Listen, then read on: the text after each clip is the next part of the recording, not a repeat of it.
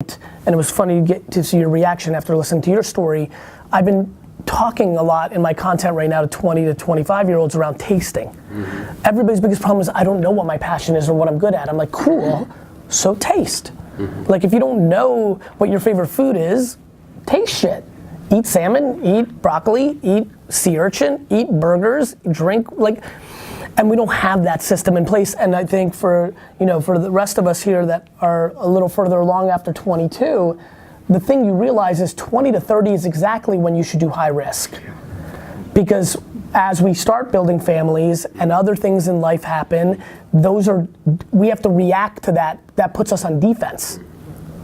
And so I've been really thinking a lot about, it's funny, I'm a kid who started working literally the day I left college. Like when I drove from Boston to New York that night, when I got to the store around 3 or 4 p.m. because I left in the morning, I actually worked for 3 hours at Wine Lab because I always worked when I was home.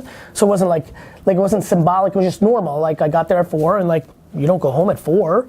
I just got to the liquor store at 4 with the traffic. So I just literally parked the car, gave a huge hug to one of my best college friends who was taking a bus to the city and he was on his way to life. And I literally just helped customers for the next 3 hours until dad was ready to go home and we just went home. And from that day to now, I've always worked. So I didn't normally 99 out of 100 times, everything you hear from me is advice that I've done on myself. So that's why I'm so confident in it. Ironically, one of my favorite pieces of advice right now is something I did polar opposite of, which was because I found the meal that I became addicted to very early. But I've come to realize that wasn't the case and isn't the case for most.